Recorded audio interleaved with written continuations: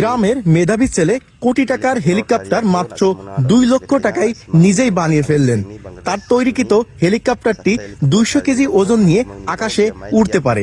তো চলুন আপনাদের বিস্তারিত জানাই। নাজমুল ভাই, আসসালামু আলাইকুম। কেমন আছেন? হ্যাঁ, ভালো।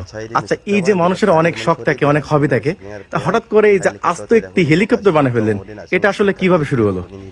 এটা আমার প্রায় গত 3 বছর ধরে আমার বেশ একটা স্বপ্ন ছিল যে একটা হেলিকপ্টার বানানো। আচ্ছা, এর থিম সম্পর্কে আমার কিছু বেসিক ধারণা ছিল, যার উপেক্ষাতে মনে করেন যে এত দূর পর্যন্ত আজ পৌঁছানো। এই যে হেলিকপ্টার দেখলাম, আপনি প্রথমে একটু স্টার্ট দিলেন, সব পাখা ঘুরলো এবং প্রচুর বাতাস। এটা কি আকাশে ওড়ার ক্ষমতা আছে? এখন এটা তো আমি চায়না ইঞ্জিন দিয়ে বাংলাদেশের, আমি সবসময় চেষ্টা করেছি যে বাংলাদেশের সম্পদ দিয়ে কোনো কিছু করার জন্য।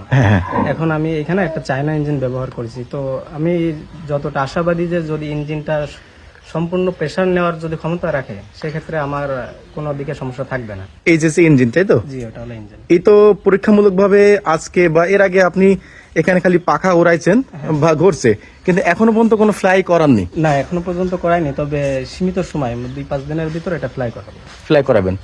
আচ্ছা, দর্শকদের একটু বলেন যে এই যে জিনিসটা বানাতে আপনার আসলে কত দিন সময় লাগছে আর কতটা পরিশ্রম দিতে হয়েছে এর ভিতর? পরিশ্রম বলতে কি, পরিশ্রমের তো শেষ নাই। মেধা, অর্থশ্রম সবকিছু দিয়েই মনে করেন প্রায় 3 বছরের অধিক সময় ধরে আমার এই কার্যক্রমটা শুরু, যার শেষ সমাপ্তি প্রায় কাছাকাছি। এখন যে কোনো দিন যে কোনো সময় এটা ফ্লাই করতে পারে। আবহাওয়ার জন্য আমি বাইরে নিয়ে যেতে পারছি না, কিন্তু যখন আবহাওয়াটা একটু ভালো হবে তখন আমাদের কলেজ রাসমতিয়া কলেজের মাঠ প্রাঙ্গণে। আচ্ছা, বন্ধুরা আপনাদের একটু দেখাই। এই যে দেখতে পাচ্ছেন যে এখানে হেলিকপ্টারে ঠিক যা যা থাকা দরকার অনেকেরই বা অনেক কিছুর নাম আমি জানি না। এই যে দেখতে পাচ্ছেন এখানে যে সামনের পার্টটা, গিয়ারিং সিস্টেমটা এবং ইঞ্জিনটা এই যে দেখছেন, এবং প্রথমে কিন্তু আপনারা দেখছেন যে পাখাটা কি পরিমাণে বাতাস আর কিভাবে মানে ঘুরতেছিল।